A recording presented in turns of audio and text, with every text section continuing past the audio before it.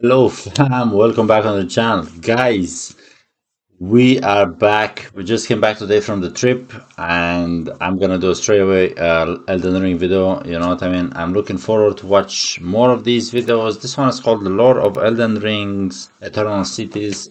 Excited to find out about. We actually visited few of them. I didn't actually know they're called Eternal Cities. So yeah, uh, two things I want to say. I finally sorted out the headphones, so there you have it. You know what I mean? Sorry about the echo on the last one. Took me like a good while. I had to watch a tutorial, but now we're recording just from the mic. No more echo. I'm listening into the headphones and I'm watching it. You know what I mean? The desktop audio is recording also, so it was a bit tricky for me. You know that I'm not an expert in these kind of things, but I've done it. I sorted it out, so hopefully the quality gonna be better for you guys. Let's just jump into it. 35 minutes, 34 minutes, 53 seconds. By Vatividia, man. Boom. Let's I think go. everyone had this moment in Elden Ring. You find a building hidden in the forest of Limgrave's Mistwood, and the door mysteriously opens of its own volition to reveal an elevator down that just keeps going and going, on and on, until you forget that you're even underground. The cavernous roof is now so far above that it might This as well is be a full Noctilla. sky, and the world below Looks has like it life, anyway. light, and a culture of its own. But what's Can I press interesting record? about the environment Did. down here is that it's actually a fusion of Nice cultures. one. There are the dynastic remains infested with claymen, and then there's the ancestral grounds brimming Yeah. with wildlife. But built amidst it all, between the ruins, beyond the ancestral grounds, and even hanging from the ceilings, are the incredible eternal cities inhabited by the Nox. The Nox, yeah. Fear the For now, night. think of the Nox as just these enemies, the Interesting. monks, swordstresses, and night maidens of the eternal cities. The Okay. word Nox means night in Latin. Or, as Pedro would say, Pedro from One Piece, guys, if you know, this is a One Piece reference, Nox can also mean before the dawn. Let's go. Some of you might remember this from the phrase Verio Nox in Dark Souls, which was commonly held to mean fear the night. And this theme has carried over Never into played. Elden Ring, where fear and respect for the night is conveyed by characters like Rani, who seek to usher in an I really like the OST. Sounds so sick in the background, isn't it? age of stars. Here beginneth the chill night that encompasses all, reaching the great beyond. Into fear, doubt, and loneliness. And just like the Age of Dark in Dark Souls, the coming Age of Stars is presented as a bit of an inevitability in Elden Ring. Or at least it might have been, were it not for Starscourge Radahn, who locked the stars out of motion and fettered the fate once writ in the night sky on behalf of the Golden Order. Again, this is just like in Dark Souls, where the coming Age of Dark was stolen from mankind by a greater power. Yet, even now, the Age of Stars continues to be championed by a people called the Nox.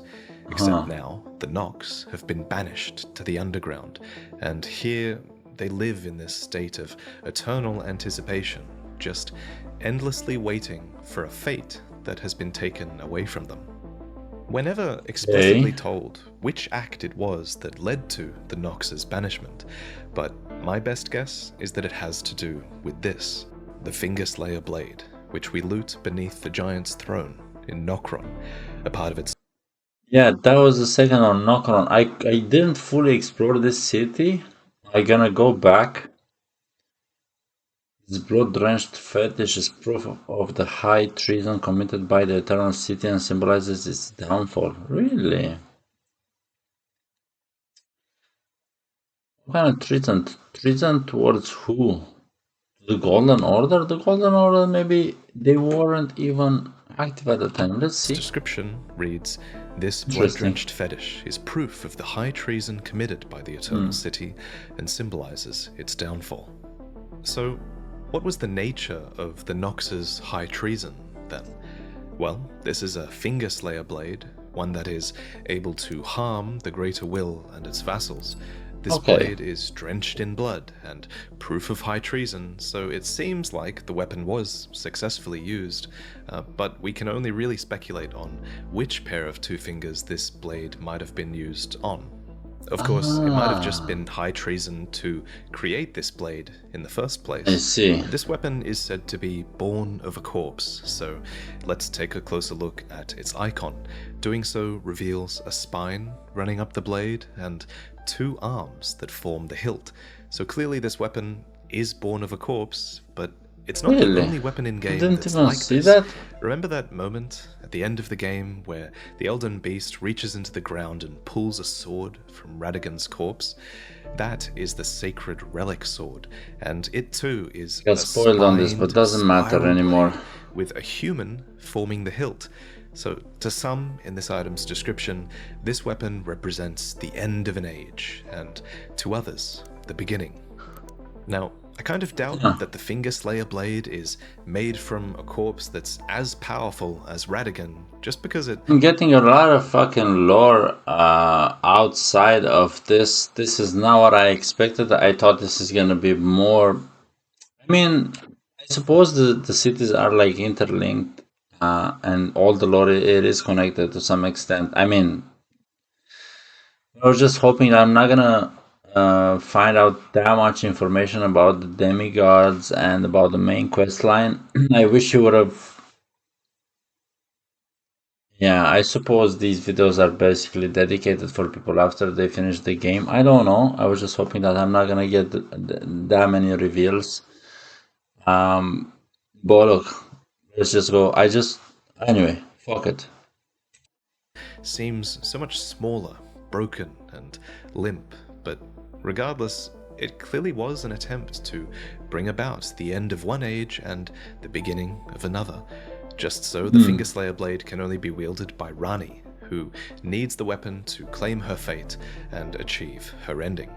But this can only happen when you defeat Radahn and unlock the fate in the night sky, because doing so sets free a star from the cosmos, which crashes into Limgrave, revealing the path to Nokron, the Eternal City, where the Finger Slayer blade... Actually, now that I see that he had no choice but divulge this, because I actually beaten Radahn, and this is how I got access into Nokron. So in all fairness,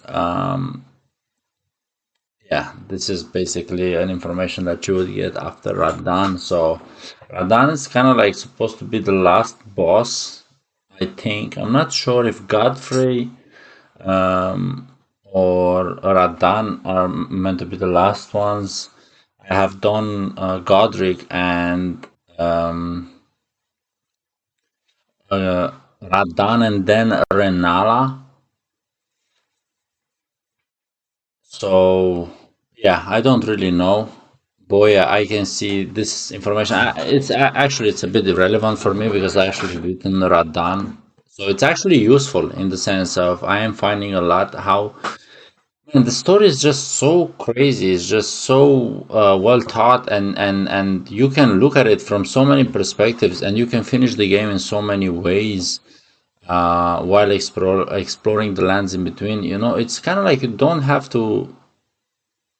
I mean, I think it's safe to say you can get spoiled unless you are really mad on the story and, you know, you're the kind of person that reads all the item descriptions on its own and goes about and just tries to figure out everything by itself. I know there's a lot of you guys who, you know, get you like to get help, and you like to get like reference points and from other people. Like I am the same, I would say. I don't think necessarily that I consider it harmful to find out about these kind of things. I think sometimes this kind of information actually helps you build up a more...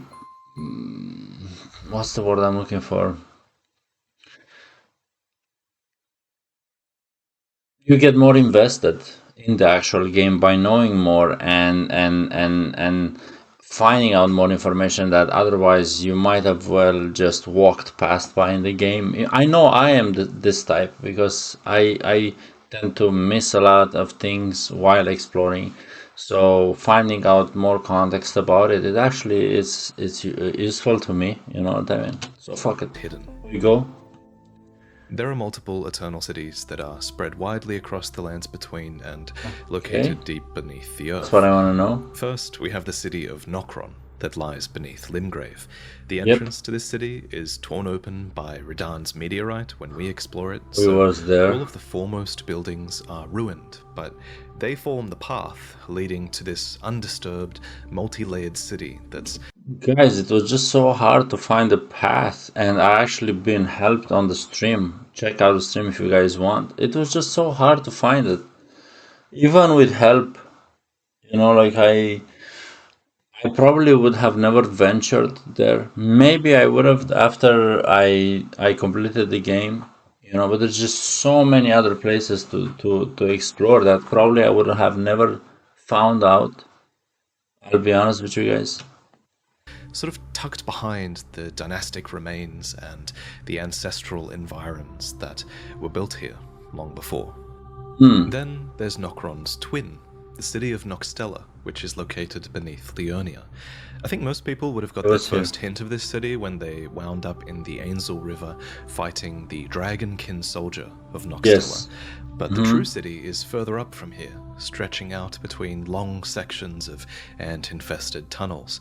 Here, the Nox have actually learned how to ride these ants, though the ants will happily turn on them if given the chance. I never was But here. there's a third city, a completely How devastating... do you get into the second one? Hold on a second. I never was into the second one. I wonder where's the entrance of it. Because I remember when I unlocked the map, I could see that there's like few other places, but I couldn't find the entry point into that. That's one thing that I want to do, explore that area.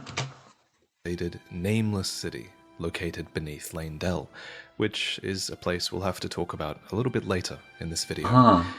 These three cities just have incredible architecture. Nameless I love Nokron's massive inverted towers, and it's cool how Nokstella's shining city is built right into this low-hanging false night sky. Beautiful. Now, the game isn't really clear on whether these cities existed before the Nox's banishment underground, or if they were built afterwards. However, I'm inclined to think that they actually existed before their banishment. Take the Fenceslayer Blade's description, for instance. This weapon is the most likely reason for the Nox's banishment, and it lays the high treason at the feet of the Eternal City. It doesn't blame the Nox, who would have existed above ground at some point. It blames the Eternal City. But regardless, while they at least might have already had these well-developed cities down here, their banishment was still a brutal punishment, because the Nox would have been cut off from the true night sky, which was a core part of their culture. As some small comfort, I speculate that they created these false night skies, which are made of suspended white fragments. This they accept as they wait for the Age of Stars to begin. In order to learn more about these cities, though, I'd like to look at some data mined information. Of course, you have to take this with a grain of salt, but in version 1.0 of Elden Ring, the Eternal City buildings are frequently listed as Marika's Ruins, and the Eternal City pavilions are Marika's Pavilions. What's more, the Nox themselves are actually called Marika's Descendants. This obviously has pretty huge implications, so let's try to break down Marika's ancestry and see if we can arrive at the Nox. So, Marika herself is of the Numen race. Exactly, I was just about to say that. She's not even on... So the Nox kind of like they branch out from the Numen. Interesting, let's see. Creation screen are supposed descendants of denizens of another world. The only other supposed Numen in-game are the Black Knife Assassins, who, according to their silver armor, were all women and rumored to be Numen, who had close ties with Marika herself. We have proof that these Numen Black Knives were tied to the Eternal Cities. They say the assassins who carried out the deed were scions of the Eternal City. Roger. So if we take Roger at his word, then it seems like Numen are indeed tied up with the genealogy of the Eternal City, and that Marika herself is likely one of the Nox's ancestors. You could go as far as to say that Marika is I said this actually before, from man, but an this eternal rabbit city hole is too. deep. She is called the Eternal, after all. But again, remember this is data mined information that we're not really supposed to know. But at any rate, while the Nox might be descended from the Numen, I think enough time has passed that most Nox aren't really considered Numen anymore. If anything, they're now more akin to the Nightfolk, which is actually another descendancy you can choose for your Tarnished in the character creator. Nightfolk and Nox share similarly hued skin, and Really? I don't remember. Huh, interesting. Nightfolk are a race that was said to bleed silver long ago. This looks exactly like Ronnie. When I look at the color of her skin, it reminds me of Ronnie's design. So let's finally actually talk about the Nox monks, the priestesses, the night maidens, and the silver that they wield. The monks of the Eternal Cities are all men, and they fight with flowing weapons of liquid metal. So too do the Swordstresses, a female caste of the Nox who are agile warriors. I think their designs are just so sick. The white, and then the way they have the skin, and their designs are just so unique. I think they're so cool. They look, I don't know, they remind me of like Persian designs, Persian ancient designs. They're very, very cool. And serve as the personal guards of The white and the gold and the Night red. Maidens themselves are said to be of the highest clerical rank, and it's definitely interesting that a group of maidens would be of the highest clerical rank. It's almost as if the Night Maidens exist as a sort of parallel to the Kindling Maidens of the Two Fingers, who serve the Tarnished so that they... Hold on a second, I need to do a print screen of that. might become So Lord. beautiful. Because remember, a core part of the Nox culture is also about searching for a Lord to serve.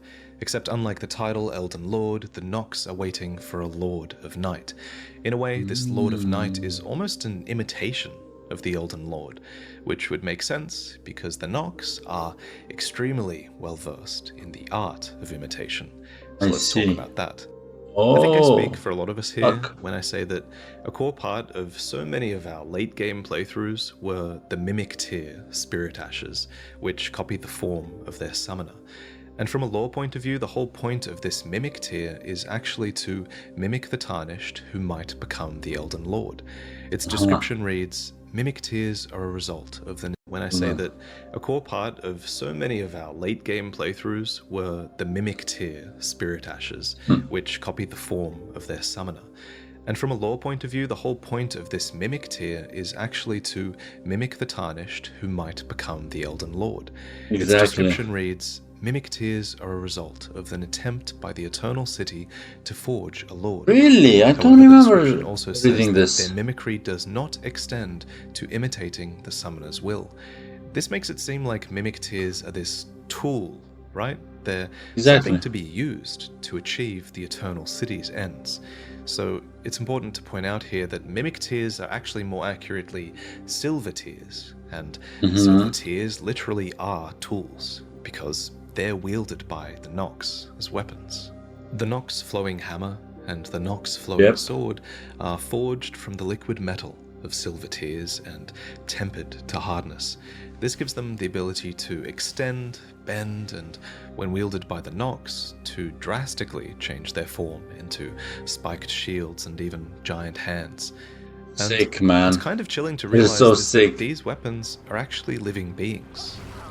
This is all quite clearly inspired by ancient alchemical conceptions of mercury, or quicksilver, which was this compound that was believed to be able to shift between liquid and solid states, as well as life and death. In-game, silver tiers are called formless life, able to be reborn again and again into imitation. They are as much a substance as they are a living organism, and we see this in their multitude of forms. Silver spheres, trolls, and even nightfolk, to name but a few. There's even this entire cut questline that would have had you bond with a silver mimic tier called Asimi. In the cut dialogue files, this mimic tier claims to have grown a desire. I wonder, guys, I wonder if he's gonna let us I wonder if he's gonna tell us about the Forbidden Lands. It would be so cool. It would be so cool. I hope so. For life and knowledge and lordship. I'm very and intrigued she by them. desires to share Just the found throne with you. I just found about them yesterday. You know, I'm very intrigued.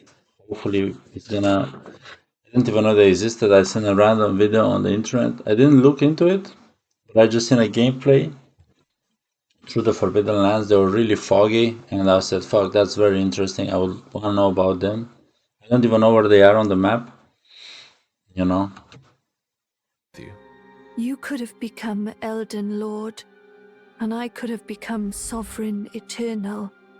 I think, and I know a lot of you guys did as well when I mentioned this last time, I think this would have gone a really long way towards making players relate to the story of the Nox, and it would have made them question the Order of the Erd Tree even more.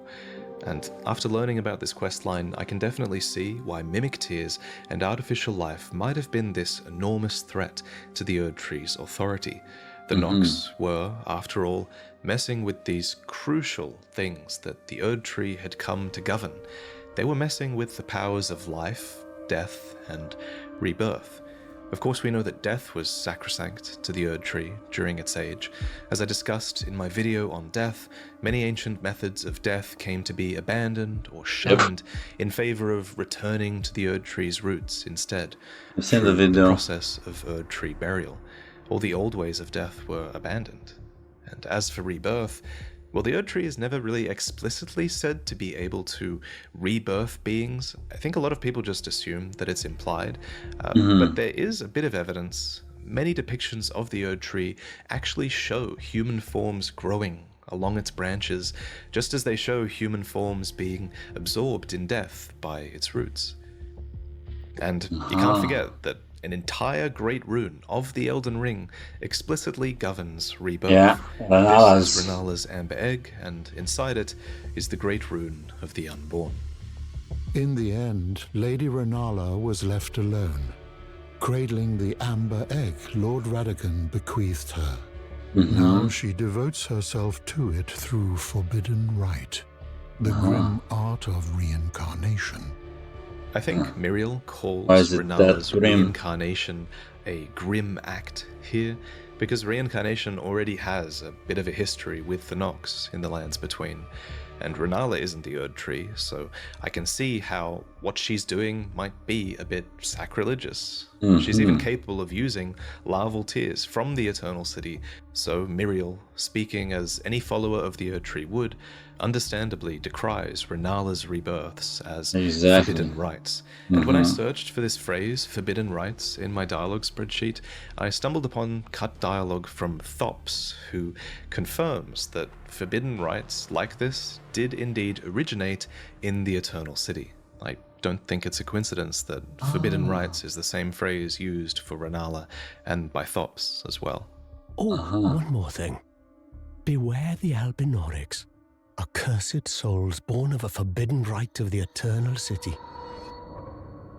So, the Albinorics. Albinorics seem to be a reference to the ancient notions of artificial life, and that's something that's supported by the Albinoric blood clot description, which calls them life forms made by human hands. According to the Albinoric shield, Albinorics are said to have been created from a primordial drop of dew, which, to me, evokes the Erd Tree's own imagery of dew, where drops of life dripped from the Erd Tree's branches. It's sort of imitation in that way to me. The ripple blade that is wielded by young Albinorics echoes this, stating that ripples are thought to be at the origin of their species. Obviously, these are all references to liquid, and it suggests that Albinorics are born of the same liquid silver that we just discussed. An older description of the blue silver set also confirms this, calling Albinorics children of silver. And there are a few different types of Albinoric that can be encountered in-game. There are first-generation Albinorics who have withered legs and are called the Albinorics of old. And then there are second-generation Albinorics who resemble frogs and are called the young Albinorics. Then in the Arcos Plateau, let's discuss see. these first-generation Albinorics first. As far as enemy models go, there are the men who are common. The way they were vomiting that poison reminded me of the worms in the Altos Plateau. That bleed, I think it's called. Might be wrong. Commonly the subject of torture and genocide, and then there are the women who seem Volcano to have Manor. learned. They're gonna be in Volcano Manor. That's interesting because I am in Volcano Manor in the game right now. I just ended up there. I got sucked in by that thing in Rea Lucaria, the thing with the machine that pulls you in with the blades. And I woke up in Volcano Manor. So it's gonna be very interesting now to see what they have to offer over there. To defend themselves as Albinoric wolfback archers. There's This is probably a Albinoric good time to there. mention this isn't the Albinorics. only example in this video where the women of the culture are far more dexterous than the men. All of the Black Knives are women. The Nox Swordstresses defend the Night Maidens, who are of the highest rank. And if we're talking about rank, then Caria and its princesses as well are a prime example of that.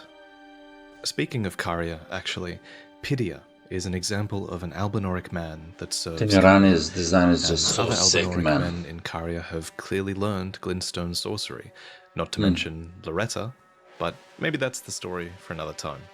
Fuck Moving is on that? to the second generation Albinorics. I look like a As tree newer sentinel. Albinorics in the lands between, the formula for these artificial humans seems to have been improved, as they now have legs, which they put to comically good use, although Thops in his cut dialogue does say that they've lost the use of their tongues. So they really haven't got the formula quite right.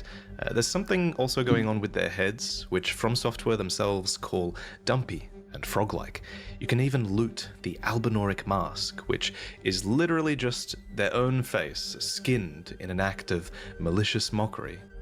And I really shouldn't laugh, but it is kind of funny, admittedly, that even Elden Ring players are also guilty of genociding helpless Albinorics. There's this site in Mogwin Palace where it's just far and away the best way to farm runes, and thousands of players just kill these Albinorics over and over again. And it's just the perfect example of gameplay matching lore. Anyway, with all of this terrible shit happening Savage, to yeah. Albinorics, frankly, just for the sheer audacity of them simply existing, it's no surprise that they see Miquella's Halig Tree as a haven. I'm not feel sorry. I'm talking about that, we're for getting them. far away from the Eternal Cities, so let's get back to there.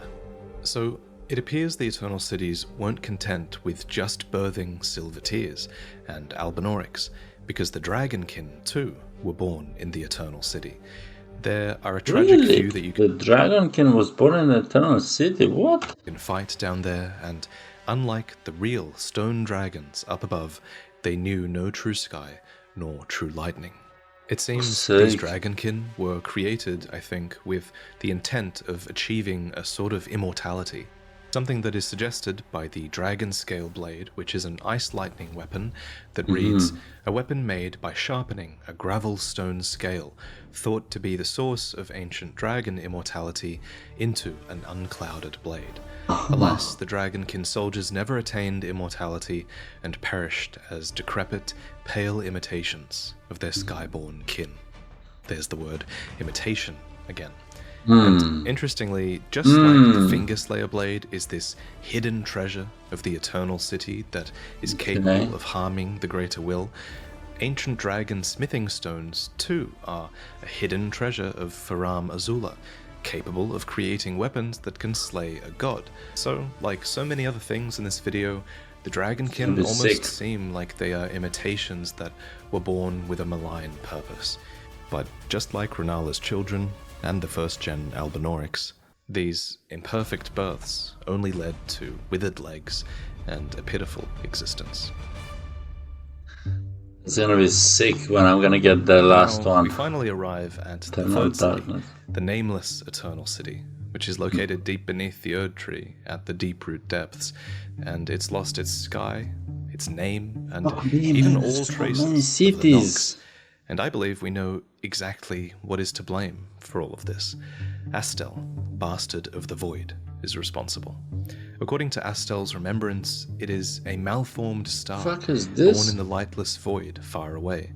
And with all the force of a falling meteor, it seems, Astel destroyed an eternal city and took away their sky. Really? Logically, this nameless eternal city is that eternal city he destroyed, What? since it's absolutely devastated and it is missing its false night sky.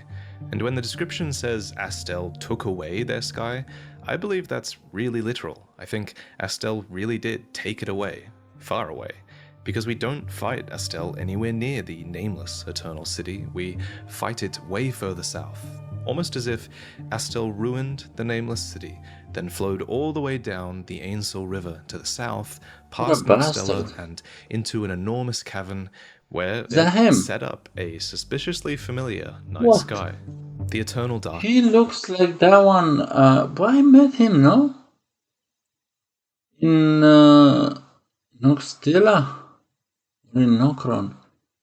Is he not the one that's at the entrance of the temple?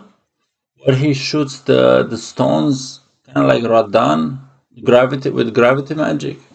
I might be wrong, but is he not there? Darkness spell tells us that it's this manifestation of the despair around the ruin of the Eternal City, and the spell in question is essentially this black hole with a powerful gravitational force drawing everything into it. The Astel don't seem like these super sentient beings to me, so the colors are so nice and he looks so ugly. Just drawn towards a sort of black hole, or maybe towards another powerful gravitational force, like a moon? Which brings us back to the city of Nokstella. Exploring Nokstella's tallest towers rewards you with the legendary Moon of Nokstella talisman, a treasure of theirs that represents the lost Black Moon. This moon apparently was once the guide of countless stars, and might have served as a sort of artificial moon below ground. I would love to have this in real life. It looks so cool. This black moon was shattered into pieces, because fragments of this moon can be found in memory stones, which have a really similar gameplay function to the talisman, granting you additional memory slots. These stones are rightfully treasured by sorcerers, and above ground, towers evoking those of the Eternal City would be built to protect these precious artifacts. I'm not sure how these fragments were stolen from the city, though over in Nokron there are examples of foreign forces making incursions into the city. These beings are members of the Company of the Fallen Hawk, a company of slaves that were ordered to explore the Eternal City. Logically, these soldiers are slaves of the Golden Order, but who were the Fallen Hawks before their enslavement?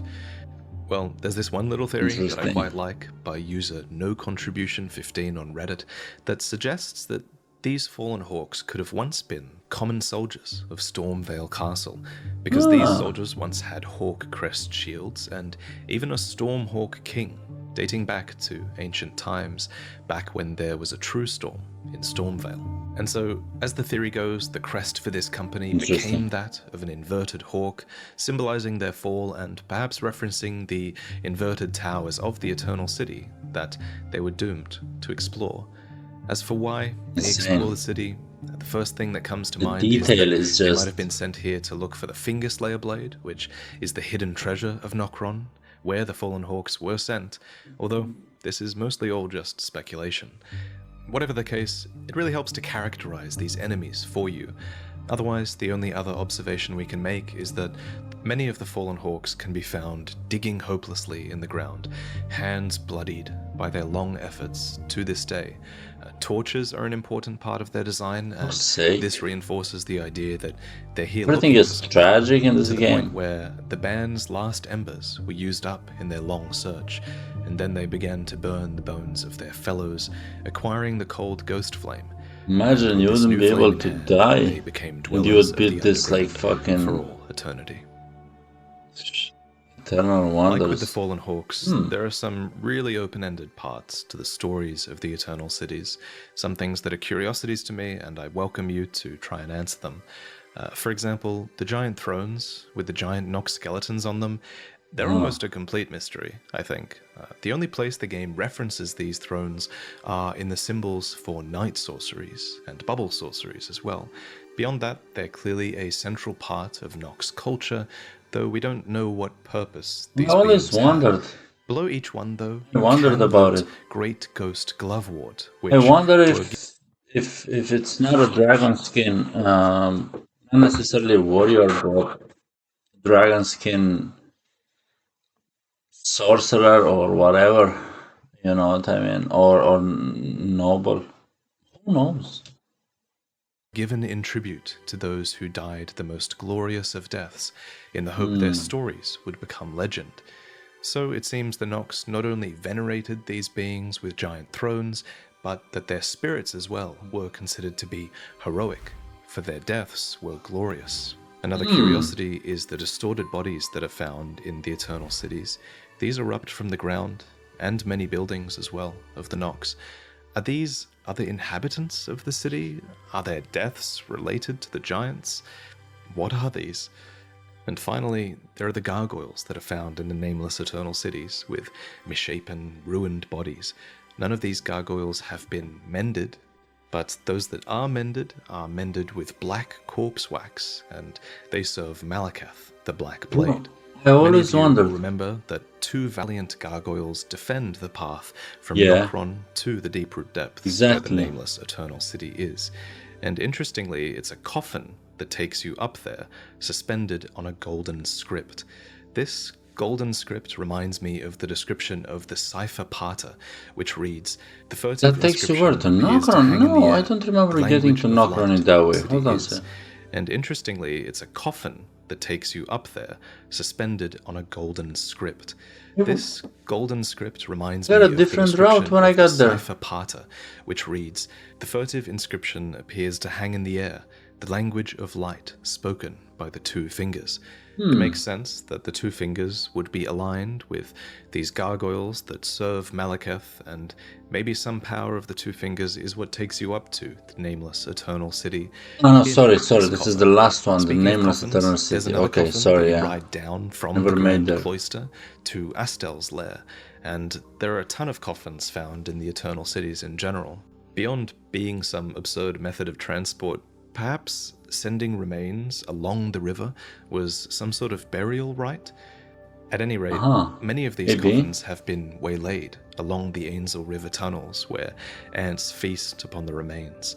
And there's something Oh, yeah, fascinating I going was on here. with the ants as well. A lot of these have these enormous abdomens. These ants in particular are based off honeypot ants, which essentially function in nature as these living sources of food storage for the colony. Ainsel River was The kind of Elden like... Ring variant drop one of the most it valuable was runes difficult. in the lands between.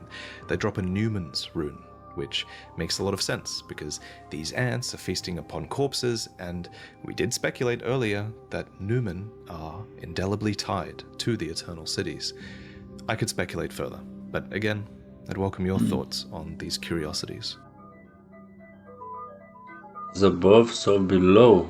Exploring the lands between in the modern era, it's clear that the Eternal Cities have had this significant cultural impact upon many things that we find above ground. You can take the walking mausoleums, for example. These have really explicit Eternal City architecture, which is something that you can't help but notice when you see one of them wandering down in the nameless Eternal. I think Bromel was just telling me the other day that there's more than one. I always thought it's just one to duplicate the ashes. Apparently there's more. Very cool. City. These mausoleums, it seems, were appropriated from the Eternal Cities to house the remains of soulless demigods of the Golden Order, something that suddenly became very necessary to do after Godwin's death.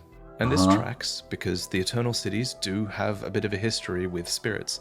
We mentioned earlier that they entomb their heroic spirits with legendary glovewort, but even the rebirth monuments above ground that you need to summon spirits look kind of like Eternal City constructs. So I speculate that these might have been pioneered by the Nox, who, even if they didn't use these to summon spirits, they definitely might have used them to summon puppets, because puppetry is an invention of the Eternal Cities. To create a puppet of someone, you need them to drink a potion made of starlight shards, which are a prized item that was once used in the Eternal City as an ingredient in intoxicating draughts.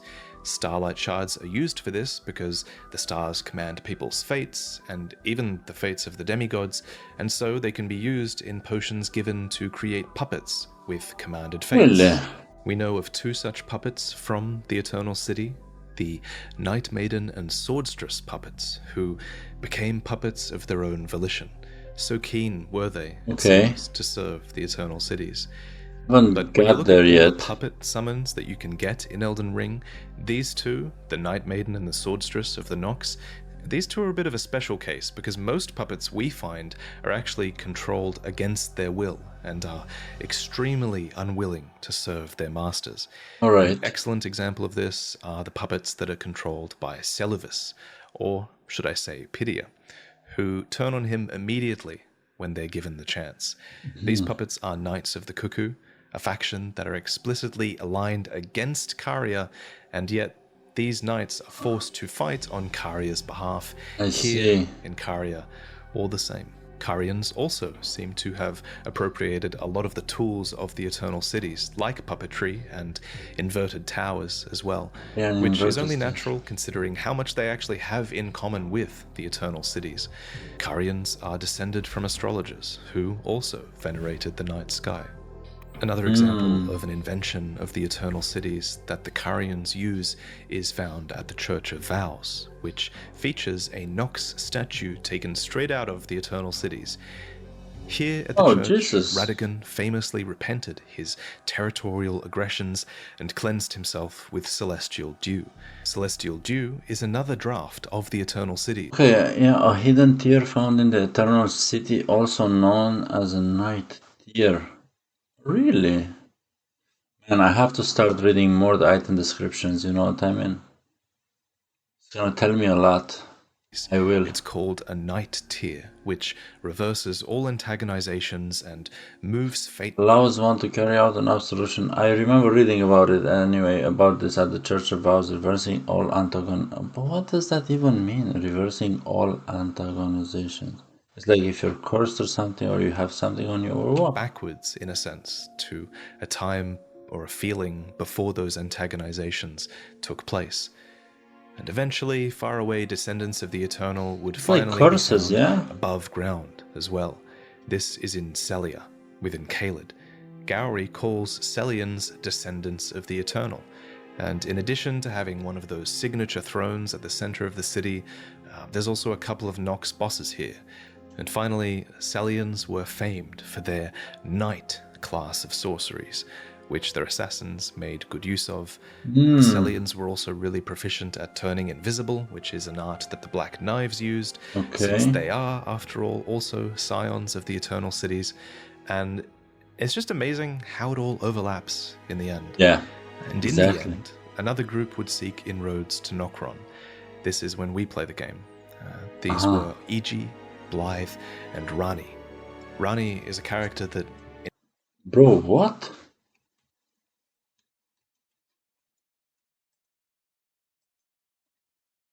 Iji.